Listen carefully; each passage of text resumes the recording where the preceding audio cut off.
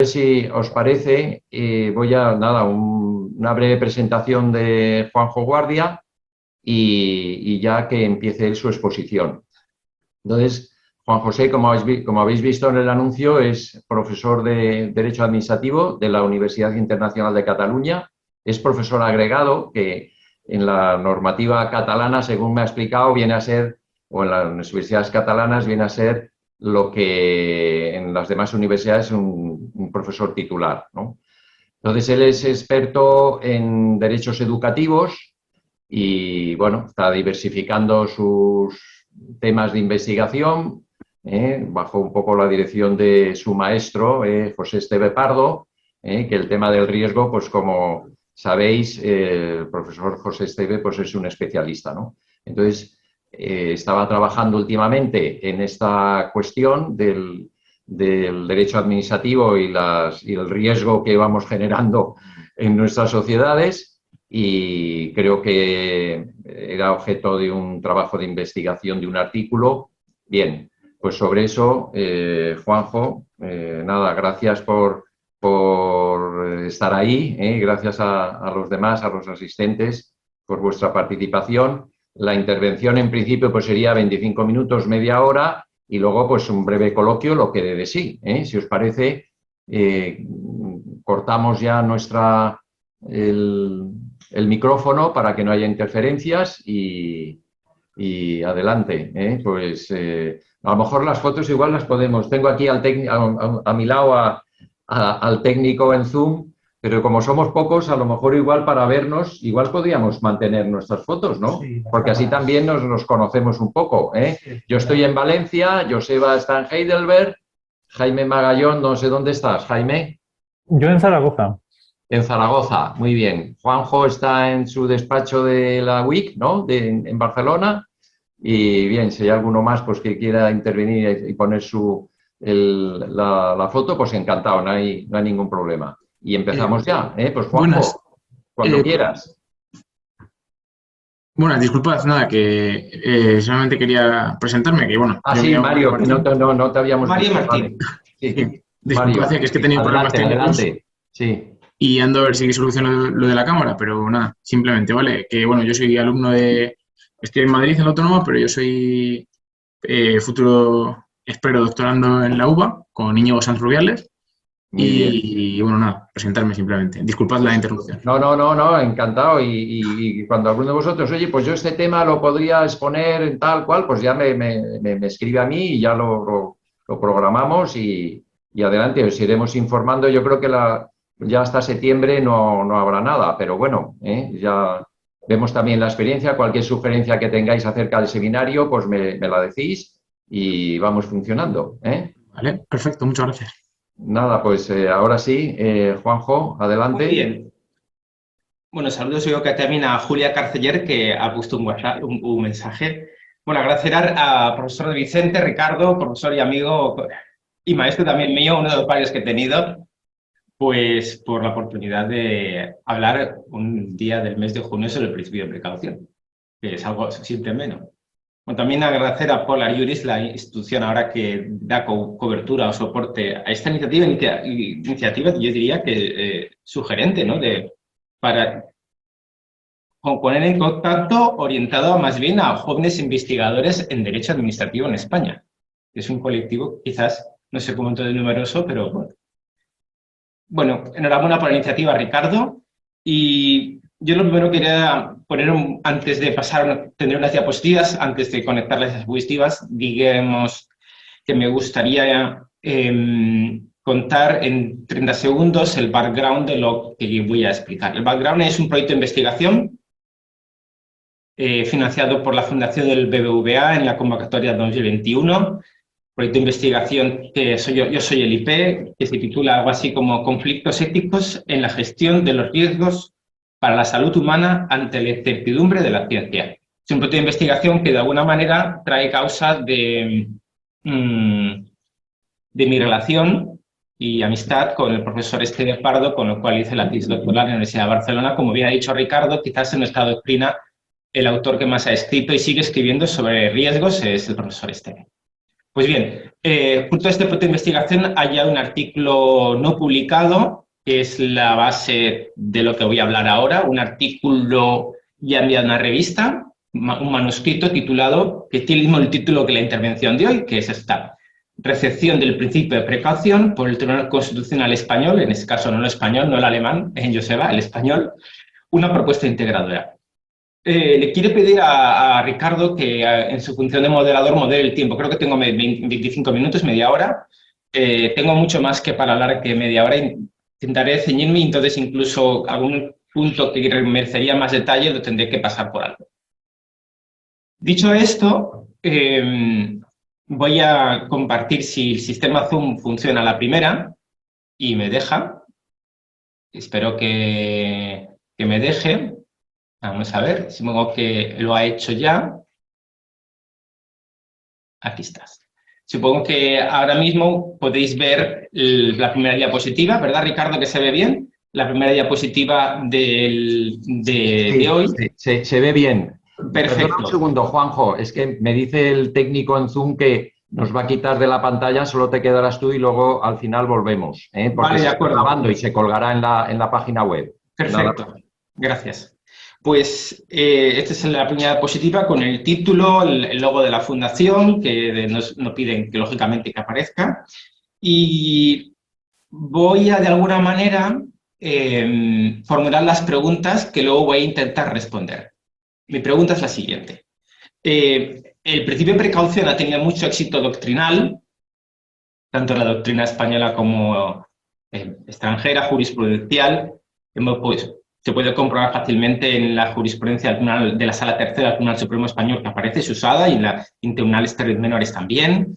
Ha tenido mucho éxito también legislativo. He podido comprobar que, al menos literalmente, principio de precaución aparece en 19 normas con rango de ley nacionales, sin contar las leyes autonómicas o legislación de otro tipo, solo contando leyes vigentes, porque hay algunas que no están vigentes actualmente, aparece 19 veces, lo cual no está nada mal para este principio que tiene un cierto punto de novedoso. Entonces, la pregunta que yo me hacía, y es la que he intentado dar respuesta en el artículo, es, de acuerdo, entonces, ¿cuál ha sido o ha sido acogido por el Tribunal Constitucional Español el principio de precaución? Y si lo ha hecho, ¿cómo lo ha hecho? Si ha intentado delimitar o limitar su contenido. Y en última instancia, si esa recepción, si es que la ha habido, se podría decir que ha sido satisfactoria o no la ha sido. Pues bien, mi exposición tendrá 3 puntos, como el artículo que he escrito, que ahora veis en pantalla. El primer punto es más introductorio para presentar en sociedad el principio de precaución, por decirlo de alguna manera. En ese sentido, pues lo distinguiré de otras figuras afines, cuál podría ser su origen, etc. Un segundo momento en el que ya sería el centro del trabajo, que sería qué sentencias, cuáles y qué dicen del principio de precaución. Y un tercer punto que sería, una vez visto lo anterior, hecho como el diagnóstico, decir, bueno, se puede hacer y yo la hago, una propuesta de recepción del principio de precaución. ¿Cómo debería o qué debería introducir la jurisprudencia futura sobre el principio de precaución? Pues este sería el tercer punto. Bueno, sin más preámbulo, como veis, 3 puntos, esquemáticamente es lo que voy a hablar. El primer punto, vamos directamente a materia. Principio de precaución en sociedad del riesgo. Pues bien, si hubiese que decir cuál es el origen, cuándo, en qué momento cristalizó este principio, la literatura que he podido consultar científica discrepa un poco, no hay unanimidad, pero siguiendo el profesor Esteve diría que en 1986 el sociólogo alemán Ulrich Beck publicó una obra que tuvo mucho éxito, probablemente la obra que más éxito ha tenido Beck, que es la llamada así, que él tituló La sociedad del riesgo. El profesor Beck, que estuvo en España precisamente, y con el profesor Esteve lo conoció, viene a decir, su idea fuerte de su libro es la siguiente: durante toda la historia de la humanidad, digámoslo así, las amenazas más importantes contra la salud, contra la especie humana, han sido de origen natural. Y eso es lo que, aparte de la doctrina alemana, llama los peligros. Con la categoría peligros se refieren a aquellos amenazas o riesgos para la salud humana que tienen origen en la propia naturaleza. Por ejemplo, decir unos ejemplos al azar, pues terremotos, que los ha habido y muy serios y muy graves a lo largo de la historia, epidemias, sin duda, sequías, plagas que devastaban los cultivos y que provocaron hambrunas, peligros. Y, sin embargo, lo que Beck viene a decir es que probablemente con la sociedad postindustrial en la cual vivimos, las amenazas ya no tan más irrelevantes contra la salud humana no son tanto los peligros como los riesgos, entendidos como tal, aquellas amenazas para la salud humana, el medio ambiente y por extensión a muchos otros bienes jurídicos que tienen como su origen en la actividad humana, en la propia desarrollo de la tecnología. Por poner unos ejemplos para situar en qué ámbito se mueve el riesgo en ese sentido, pues, por ejemplo, el almacenamiento de residuos peligrosos, el uso masivo, que a veces es poco conocido por la prensa, pero el uso masivo de antibióticos en animales destinados para el consumo humano puede crear o puede ser motivo de riesgos para la salud, quizás no conocidos. Los alimentos transgénicos, los microplásticos en el ámbito marino, el abuso de fármacos que contribuyen a la resistencia de los antibióticos y un último punto más reciente podría ser la cesión a la inteligencia artificial de decisiones humanas, el riesgo que puede eso en el futuro conllevar. El punto relativo a los riesgos es que no solo es que haya riesgos nuevos o amenazas nuevas de origen humano, que el profesor Cierco de la Universidad de Lleida, profesor de Derecho Administrativo de la Universidad de Lleida, César Cierco, en un artículo publicado en la RAP llama el riesgo antrópico, para subrayar que tiene su origen en el hombre. Lo que hay que subrayar ahora es que muchas veces la gestión de ese riesgo es dificultosa porque tiene origen o se sitúa en un ámbito de incertidumbre científica. La administración pública o los poderes públicos tienen que tomar decisiones sobre gestión de riesgos, sobre autorizar un bien, la comercialización de un bien, de un producto, de un servicio, o un riesgo sobrevenido, un producto autorizado que hay sospechas sobre su carácter nocivo, ¿no? Entonces, la autoridad administrativa o poder público tiene que tomar decisiones en una situación en que la comunidad científica por el momento no ha llegado a un consenso. Entonces, este punto es el que en la obra del profesor Esteve llama, y así se titula, el desconcierto del Leviatán. El Leviatán, usando la imagen de Hobbes, se encuentra desconcertado porque tiene que tomar decisiones en una situación en la que no hay evidencia de si hay riesgos, que a lo mejor no los hay, y si los hay, cuáles son las medidas neutralizadoras de ese riesgo que a lo mejor tampoco son eficaces. Pues bien, en este contexto, y ahora voy a quitar la diapositiva para que ahora este momento no es necesario, en este contexto es donde surge el principio de precaución. Digámoslo así, que tiene un origen discutido en Alemania, en la década de los 70, en derecho en el ámbito medioambiental, luego pasa otros subrayan más que tiene origen en el derecho internacional. El como quiera que sea, en el artículo 191.2 del Tratado de Funcionamiento de la Unión Europea vigente está mencionado el principio de precaución, aunque mencionado en el ámbito medioambiental, pero lo cierto es que la jurisprudencia del TJUE lo que ha hecho ha sido ampliar el ámbito de aplicación, el ámbito objetivo de aplicación del principio de precaución a muchas otras cuestiones, no solo estrictamente de medioambiental, sino también de salud pública y, como veremos, incluso en el caso español, en alguna ley en ámbito de unidad de mercado. Bueno, sea o no sea su origen discutido, el hecho es que se incorpora ya en el acervo comunitario, se incorpora también en nuestra legislación nacional, y es un principio de precaución que ha tenido mucho éxito porque de alguna manera da un amparo jurídico, con una cobertura jurídica, a la toma de decisiones en situaciones de incertidumbre científica.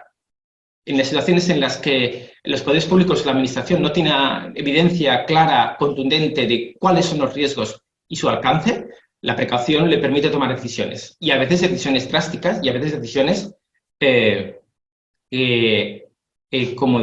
algunos han llegado a afirmar, o situaciones que crean un estado de excepción, como diría Carl Schmitt.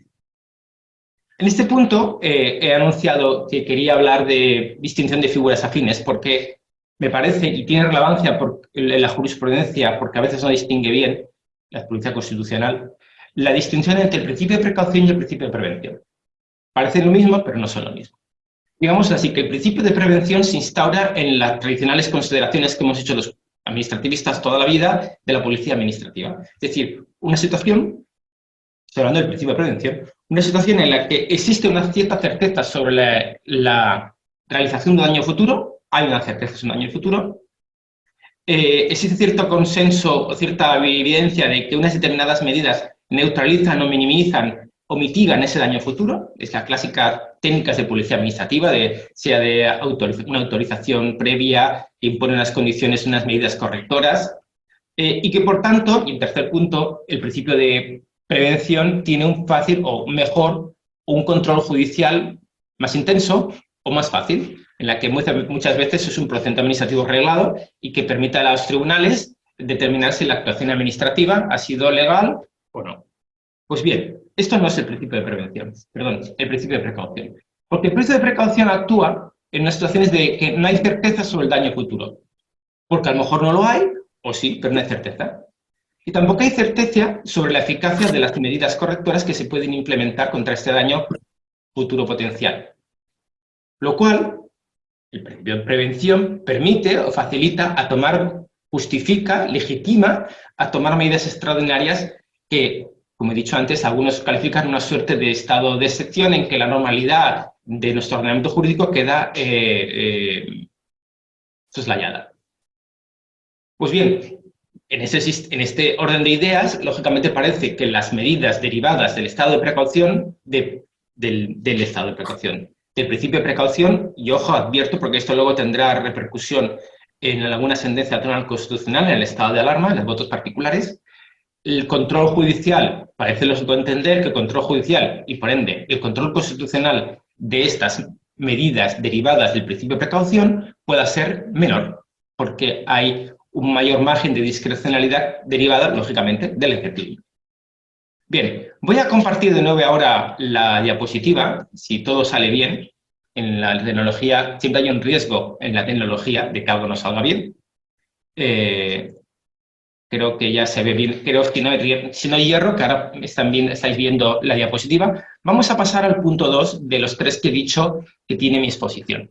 El punto 2, ahora sí, vamos a entrar en cómo ha sido la recepción del principio de precaución.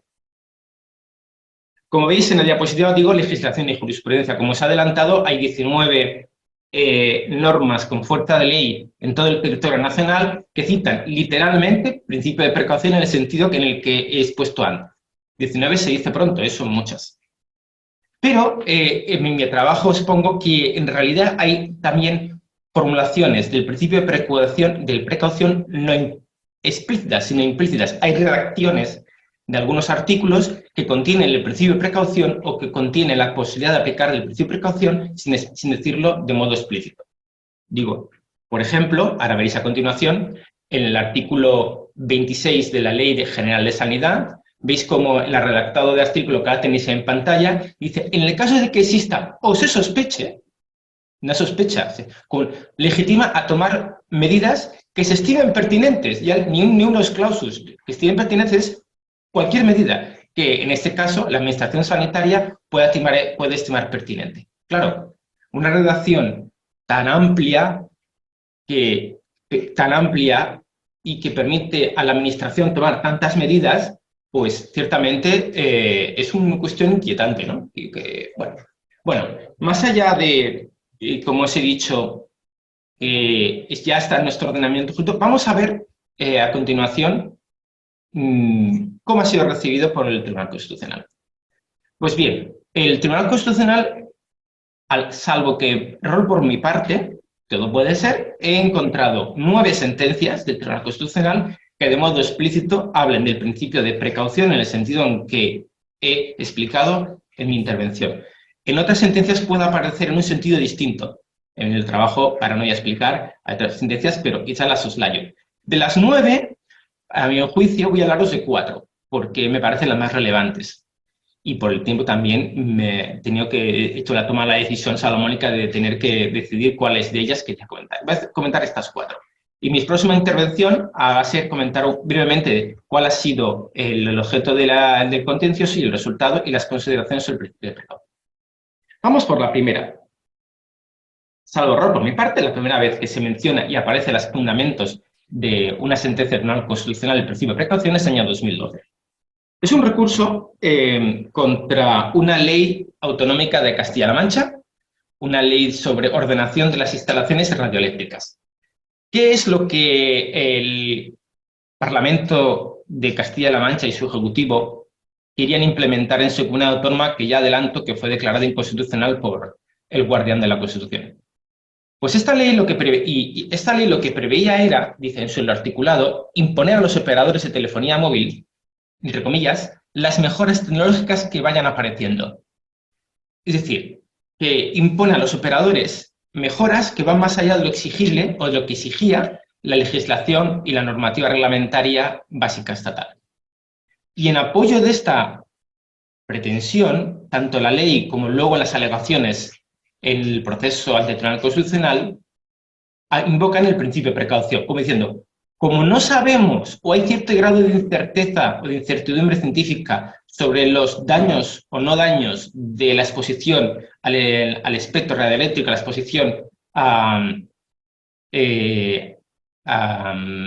si lo he dicho bien, espectro radioeléctrico, pues vamos a añadir unas exigencias añadidas que van más allá de lo exigido para el resto del territorio español. Bueno, he adelantado que el Tribunal Constitucional anula este artículo de la ley de Castilla-La Mancha y lo anula porque afirma el Tribunal Constitucional, los niveles tolerables de emisión radioeléctrica es competencia estatal, básica estatal.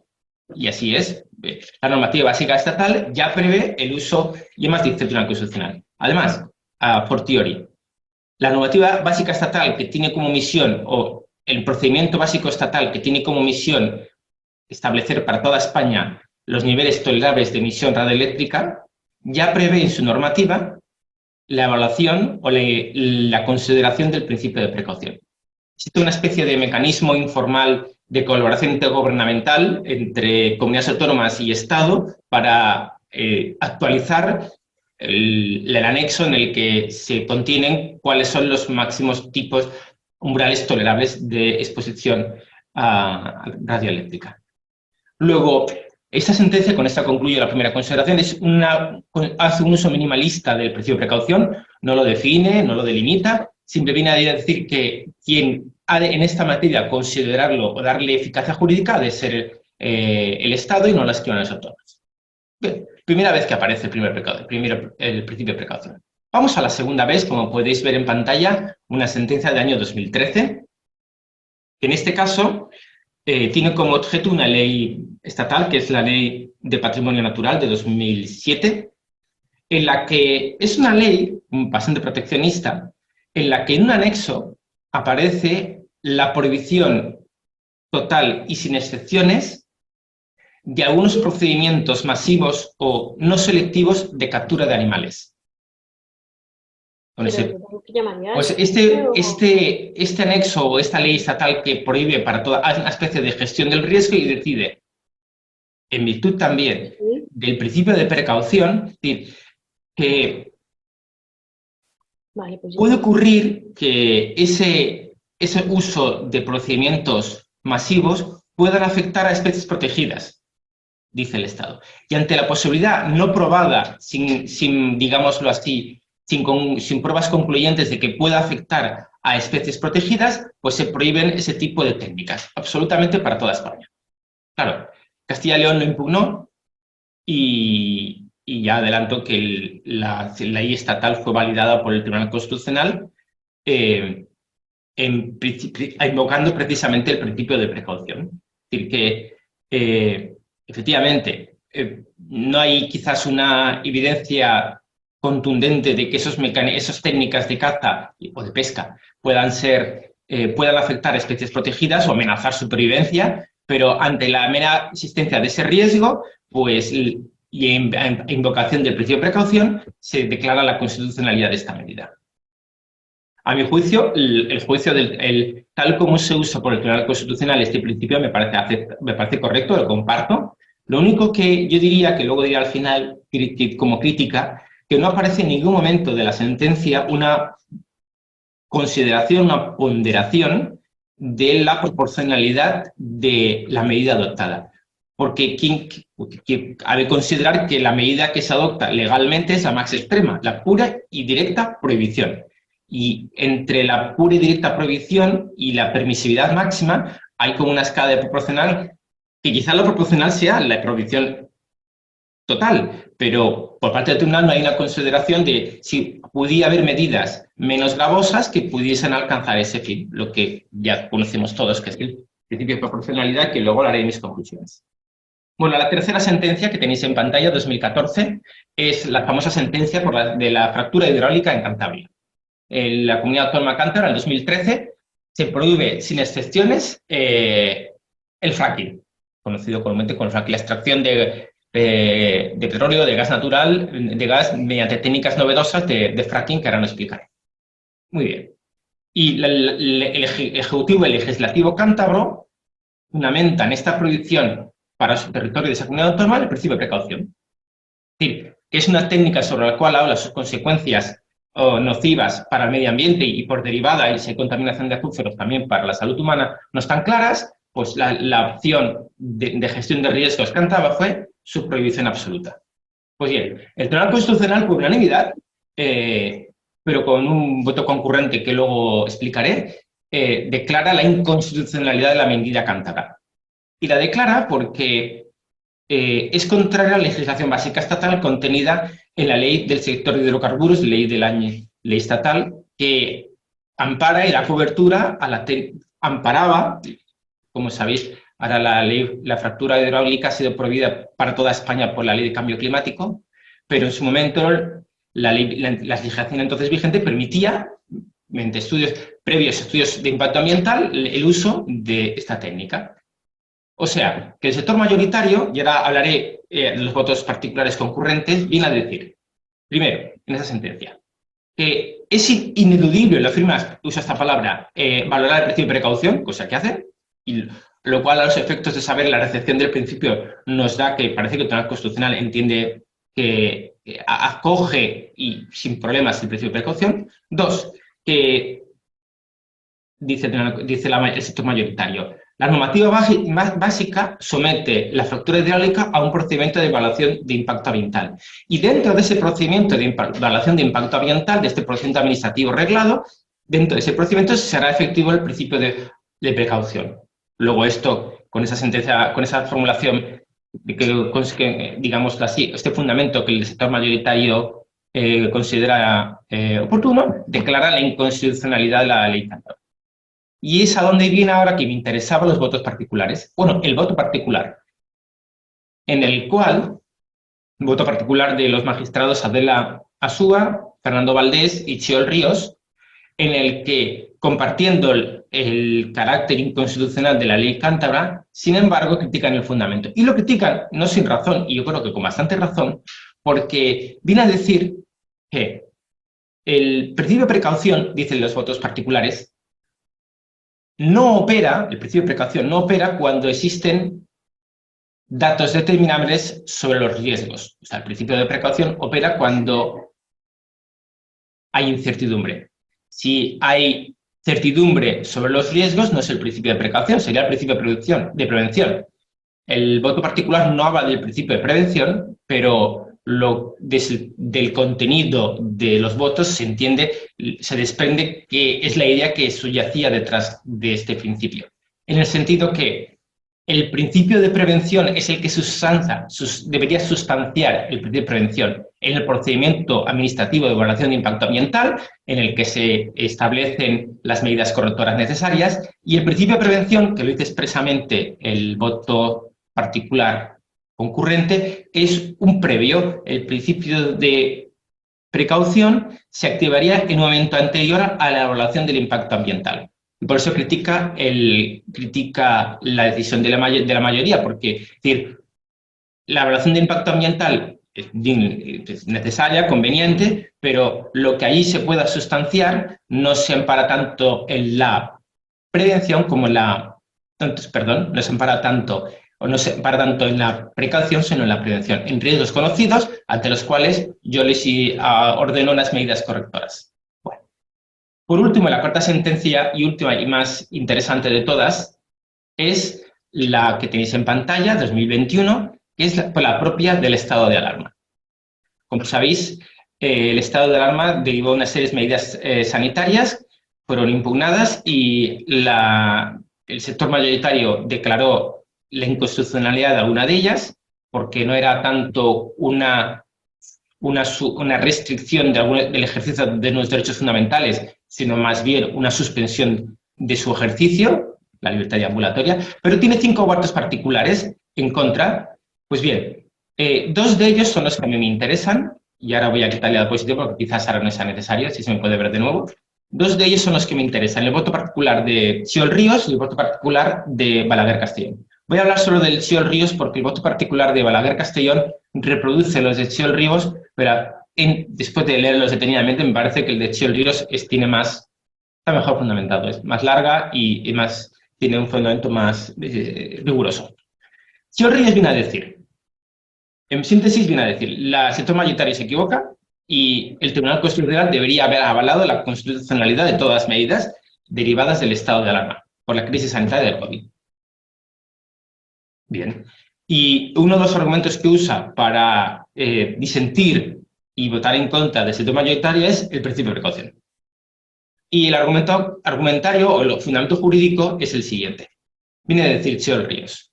Ante un estado de alarma de una crisis sanitaria en la que no hay consenso en la comunidad científica, dice literalmente que la comunidad científica no ha abordado de forma concluyente, esas son palabras literales. Ante esa situación, la aplicación del principio de precaución, que es un supuesto de hecho, un presupuesto fáctico que es ciertamente el del principio de precaución, la aplicación del principio de precaución exige una mayor deferencia por parte del Tribunal Constitucional a los poderes públicos que tienen que atajar esta crisis sanitaria, tanto al Parlamento, como también en ese caso al Ejecutivo, entonces, y ahora, gobernante. Entonces, primera conclusión de Xiol Ríos es que el principio de precaución deriva, y es interesante porque es una afirmación contundente, una necesaria mayor deferencia con los poderes públicos. Y la segunda consecuencia que él saca es en lo relativo al principio de proporcionalidad.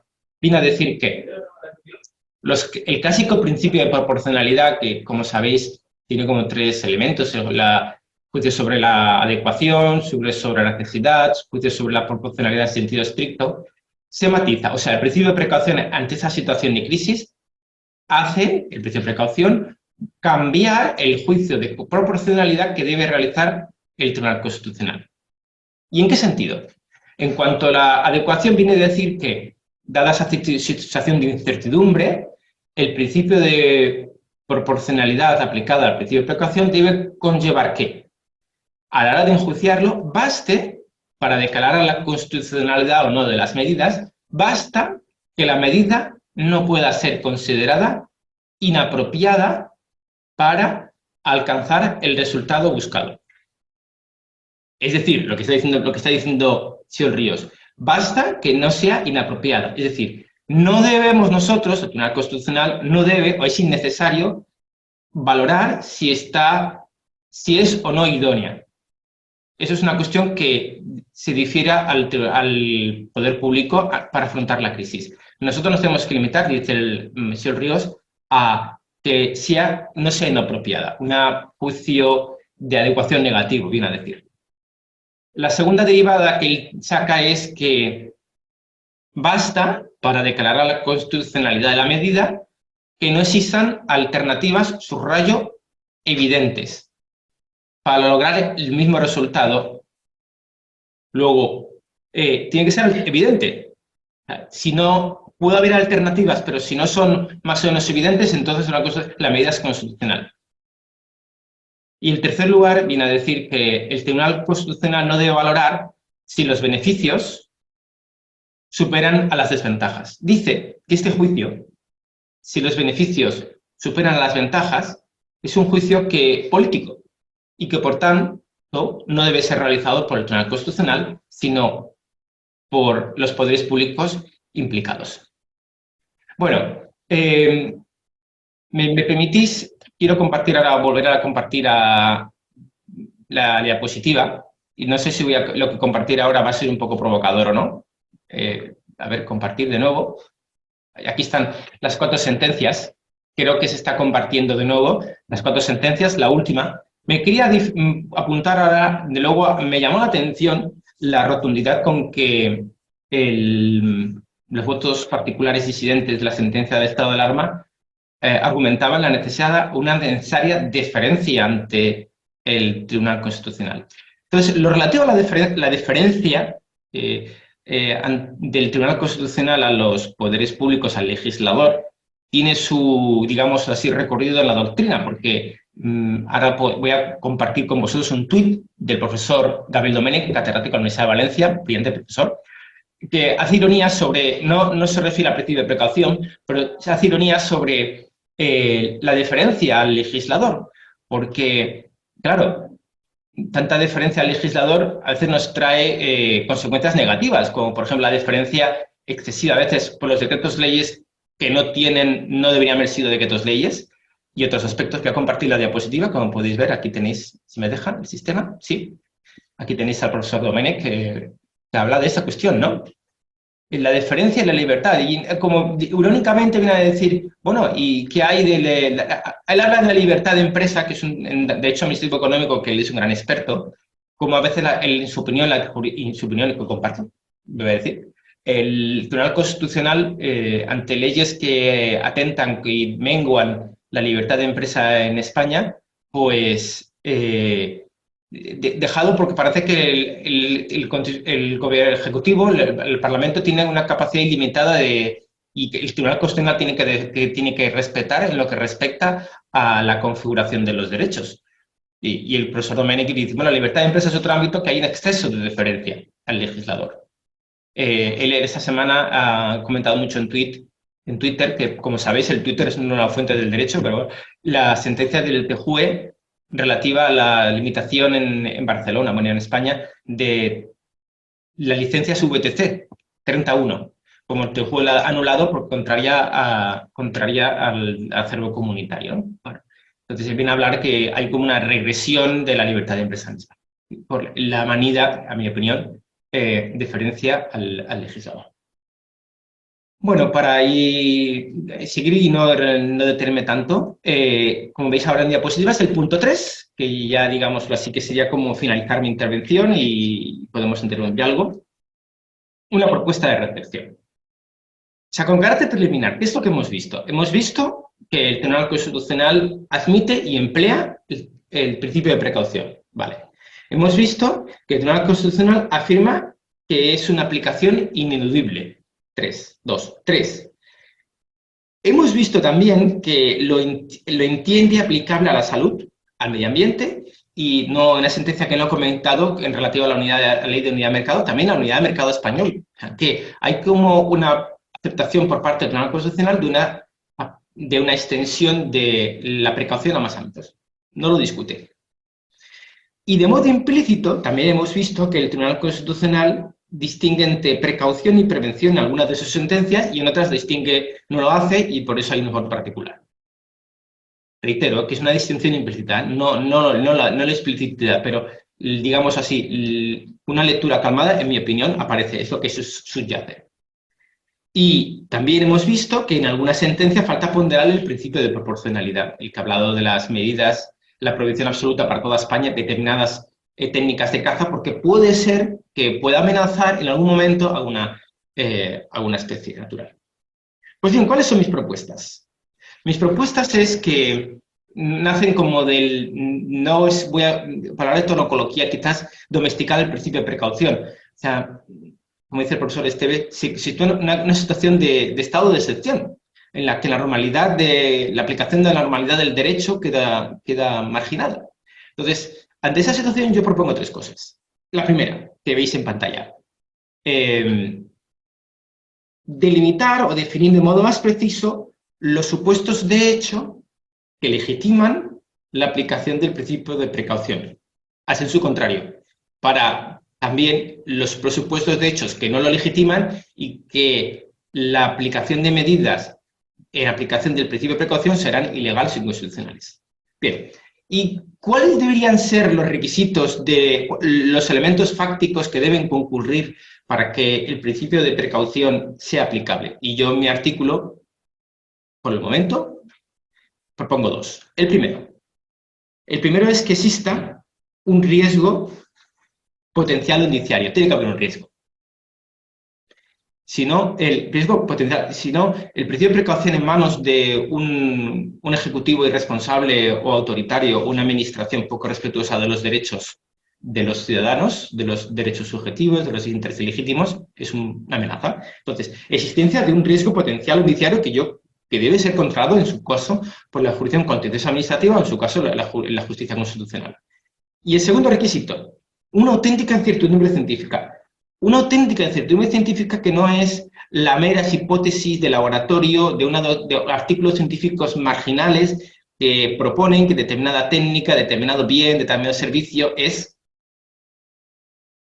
o puede ser dañino para la salud humana. No sé cuánto tiempo. Ricardo, ¿cuánto tiempo nos queda? Porque, bueno, diría que... Juanjo, ya casi para ir terminando. Para acabar, vale. Solo decir que en este caso sería el famoso caso del aceite de lujo español del año 2001, del cual estoy escribiendo este artículo, sobre se causó unos daños tremendos, ya económicos, a los productores de aceite, que a día de hoy toda la jurisprudencia del Tribunal Supremo dijo que no había responsabilidad patrimonial por parte del Estado ante unos daños ilegítimos. Bien. Diríamos, siguiente elemento o propuesta es la delimitación de la discrecionalidad. O sea, voy a cortar la doctrina, siempre ha hablado mucho en todos los manuales de las técnicas de reducción de la discrecionalidad. El hecho es que en el ámbito de la aplicación del principio de precaución hay bastante discrecionalidad. Un ejemplo de ello va a ser la diapositiva última que voy a compartir con vosotros, que es de la Ley de Sanidad Vegetal, en la que, si veis el artículo 14 que aparece en pantalla, veis que legitima unas medidas extraordinarias ante la sospecha de existencia de alguna amenaza y que permite, dice, adoptará inmediatamente las medidas cautelares previas que estime necesarias. Luego, la discrecionalidad es, ¿cuáles son las medidas? Las que estime necesarias. Claro, la discrecionalidad ahí es muy elevada. Entonces, mi segunda propuesta, tampoco puede ser muy original, no es muy original, pero hay que decirlo, es que el principio de precaución, las medidas derivadas del principio de precaución tienen que estar también sometidas al principio de proporcionalidad. ¿Por qué? Porque el principio de precaución puede amparar muchas medidas, todas ellas aptas para afrontar los riesgos. Pero que sean aptas para afrontar los riesgos no quiere decir que todas ellas sean legales, porque si existe alguna que es menos gravosa, pues esa es la que es obligado que el poder público o la administración adopte. Si volvemos a la diapositiva anterior, y con esto estoy acabando, riesgo cero y proporcionalidad, mi tercer elemento a la hora de considerar y propuesta de limitación del principio de precaución es el siguiente, es decir, ese juicio de proporcionalidad del que ahora estaba hablando no viene referido a cualquier sociedad posible en cualquier momento de la historia, sino que viene referida a una sociedad concreta y un momento concreto. En el sentido que el juicio de proporcionalidad es distinto en función del umbral de riesgo que una sociedad está dispuesta a aceptar. O sea, digamos de otra manera, en la actualidad no existe el riesgo cero. No existe, o la inversión para llegar al riesgo cero es totalmente inasumible. Luego, como no existe el riesgo cero, la sociedad debe decidir, por cualquiera de los métodos, ahora no entraré de qué manera, debe decidir cuál es el umbral de riesgo que está dispuesto a aceptar. Por poner un ejemplo que pongo en el artículo, la energía nuclear, ¿vale? La producción eléctrica a través de fisión de átomos. Pues no es lo mismo la decisión de gestión de riesgos francesa, con 56 reactores, que la italiana, que no tiene ninguno. No hay reactores nucleares en Italia, cero. Un referéndum que hicieron por culpa de un referéndum, a causa de un referéndum, en 87 creo, después de la crisis de Chernobyl. Luego, el juicio de proporcionalidad que deba realizar un tribunal constitucional o cualquier tribunal contencioso administrativo o la propia administración está supeditado al riesgo que una sociedad está dispuesto o ha decidido aceptar. Voy a acabar. Y ahora, como voy a acabar, voy a concluir. Por mi parte, el principio de precaución por parte del Tribunal Constitucional Español es muy limitado por el momento, pero me permito hacer un pronóstico a futuro. Creo que para el futuro va a tener más relevancia de la que hasta ahora ha tenido, por el sentido de los votos particulares que he leído y las nuevas mayorías del Tribunal Constitucional. Y está por ver, y este es el otro punto de conclusión, está por ver en qué se concreta esta deferencia a los poderes públicos por parte del Tribunal Constitucional, deferencia más bien al legislador por parte del Tribunal Constitucional en la aplicación de este principio, que serán debates muy interesantes. Dicho esto, dejo el uso de la palabra, agradezco de nuevo a Ricardo la invitación y me someto a las preguntas críticas que estaré muy contento y gustoso de recibir para trabajos futuros. Muchas gracias. Pues muchas gracias, Juanjo, por tu estupenda intervención, tan preparada, tan ilustrativa del tema que has tratado. Y nada, quien quiera de los asistentes hacer alguna pregunta, pues abre el micro, la imagen y adelante. Si no, yo te preguntaré algo, pero al final.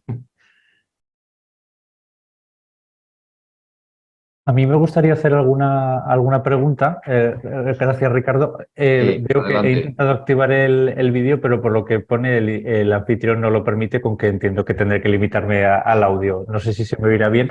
No, perfectamente. Adelante. Muchas gracias. Quería preguntarle a Juan José si sería posible que nos remitiera cuál es el listado de las 9 sentencias del Tribunal Constitucional para poder consultarlas.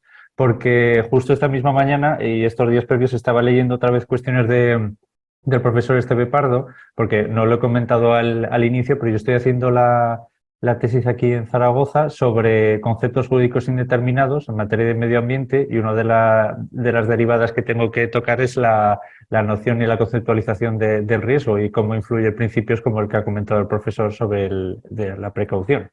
Y me parecen unos testigos bastante interesantes el conocer cuál es la derivada o la aproximación que está haciendo el Tribunal Constitucional en esta materia. Lo que me llamaba la atención, de hecho, este artículo, se lo quería preguntar al propio profesor Juan José, porque he terminado este artículo esta mañana del profesor Esteve Pardo, que concluye diciendo que una opción regulatoria sobre el problema de la investigación tecnológica sería una opción regulatoria más objetiva. Dice, sería la fijación por el regulador de un programa de objetivos de reducción de riesgo vinculante para los operadores, lo que ofrecería unas referencias que darían una mínima certidumbre al tiempo que se incentivaría la investigación tecnológica para innovaciones tecnológicas que pudieran alcanzar esos objetivos. Esta referencia del autor es de noviembre del 21, en un artículo de la revista El Cronista del Estado Social y Democrático de Derecho, y me llamaba la atención porque quería conocer cómo se podría reflejar eso o materializar eso concretamente, porque me ha sorprendido la propuesta en ese sentido.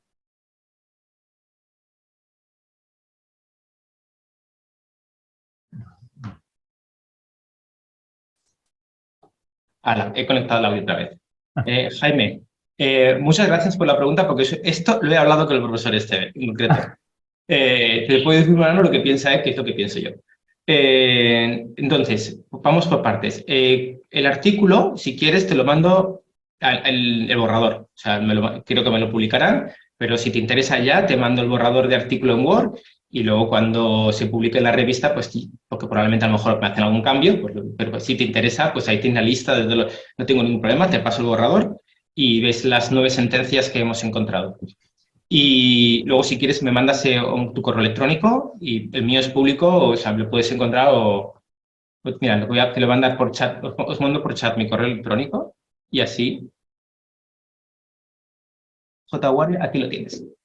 Y la otra, lo que dice el profesor Esteve es lo siguiente, él dice, no es una buena idea la prohibición absoluta. O viene a decir, sería mejor buena idea, por ejemplo, pactar con la industria que la concentración de determinado principio activo, que hay muchas veces en la gestión de riesgo y las normativas de seguridad alimentaria o de otro tipo, afirma que este principio no puede superar tal tipo de concentración. Y lo que dice el profesor Esteve, no podemos a lo mejor pedirlo hoy y ahora que desaparezca por completo ese principio, pero a lo mejor si lo podemos decir es que ante la incertidumbre, porque si claramente es cancerígeno, se tiene que prohibir, pero dice, se pacta con la industria que durante 2, 3, 4, 5 años podrán seguir comercializándose bien con una concentración N de ese principio activo, pero que sepa la industria que dentro de 5 años les voy a exigir que la concentración baje. Y tienen tiempo para investigar e invertir, y más en lo que sea, para que dentro de 5 años, poder comercializar esos productos, esos bienes y servicios con un umbral menor de concentración de ese principio o de cualquier otra cosa. O sea, estos programas de riesgos tienen la virtualidad que, por una parte, fomenta la investigación, porque la industria puede seguir ganando dinero, pero sabiendo que tiene que invertir en I+D, lo cual está bien porque si, por una parte, la prohibición absoluta no financia la investigación y lo que nos interesa es que se financie. Entonces, más o menos lo que dice el profesor Esteve es como una especie de sunset rules, o sea, normas que tienen un periodo de vigencia ya predeterminado desde el principio. Una categoría, si puedes, Jaime, a veces hay literatura en Estados Unidos que hablan de esto, de las sunset rules, reglas que van a declinar, como... Y eso, digamos, yo creo que es esto, se acercan los programas de riesgos. La industria sabrá que hasta dentro de 5 años se les permitirá esto y dentro de 5 años el umbral de riesgo bajará y tiene que invertir. Porque claro, es una medida digamos así, de balancear todos los bienes jurídicos. Porque el riesgo cero, como he intentado defender, es utópico. Porque si queremos volver a perder todas las comodidades de la modernidad, pues sí, pero claro, nadie quiere perderlas. No sé si he contestado, Jaime.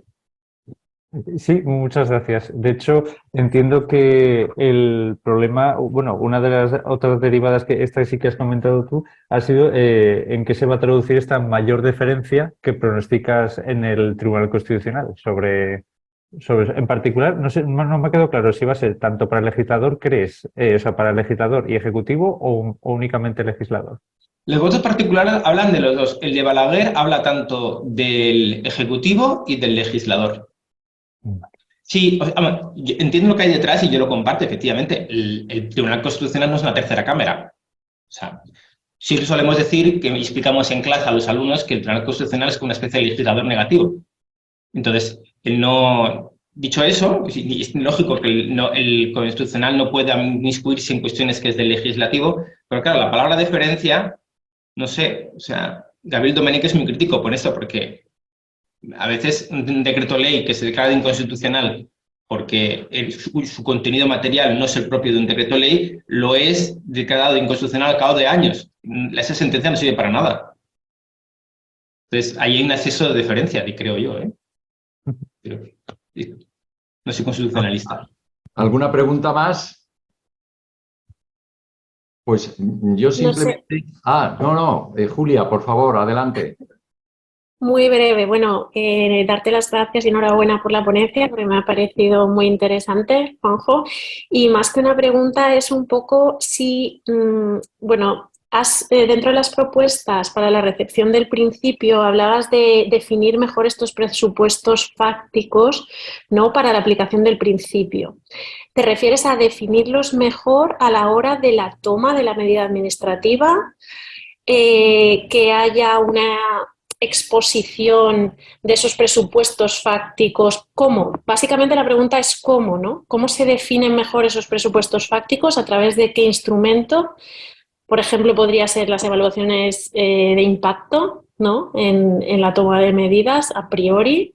¿O cómo haríamos esto? Es un poco una pregunta que no sé si ya la has desarrollado, la has pensado.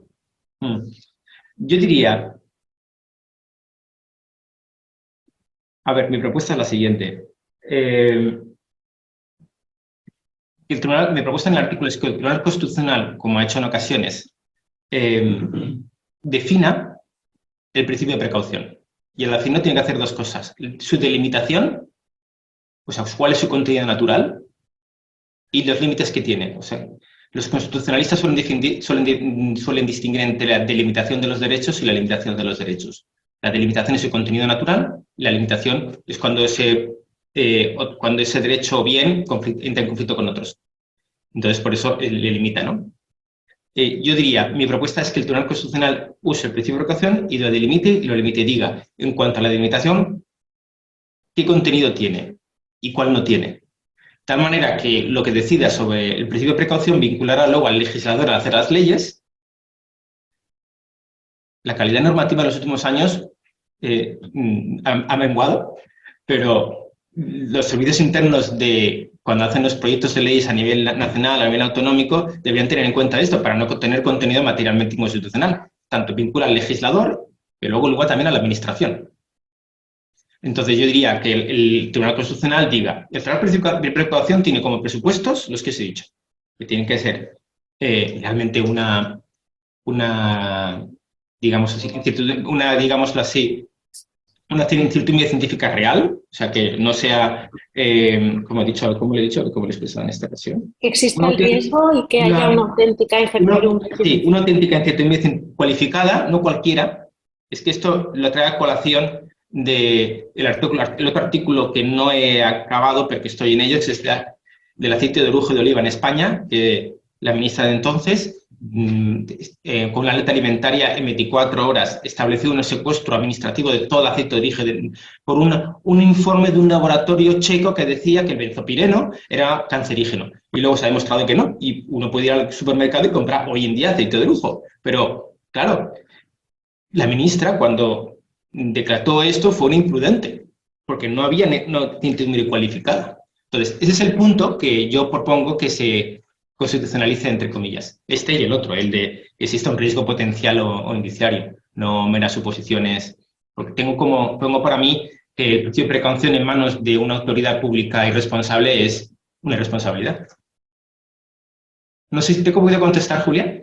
Claro, o sea, entiendo que lo que implica es que a la hora de tomar la medida, ¿no?, se refuercen los elementos fácticos que llevan a esa decisión, algo así, ¿no? Para luego poderse contemplar en sede contenciosa, constitucional. Claro, de tal manera que si una administración sanitaria o cualquier otra toma una medida en virtud del principio de precaución, el juez contencioso podrá decir, bueno, de acuerdo, y los presupuestos fácticos, y ahí, interesante, el juez contencioso puede entrar.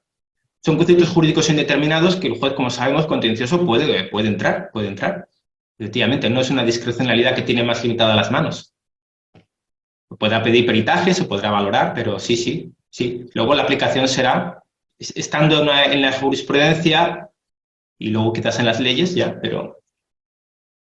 Gracias. Bueno, es una propuesta. Pero probablemente se pueden decir más cosas, ¿eh? ¿Alguna última cuestión? Pues nada, simplemente, Juanjo, ¿qué te sugiere, a la luz de todo lo que has explicado, la posibilidad de que las medidas de precaución o de prevención se pudieran extender al tema tan actual y de tanto revuelo en estos momentos de la inteligencia artificial? De los riesgos, de los peligros, se habla de ellos, creo que no se termina de concretar esos riesgos y esos peligros, pero ayer mismo se dio la noticia de que el Parlamento Europeo está en trance de aprobar una ley sobre inteligencia artificial.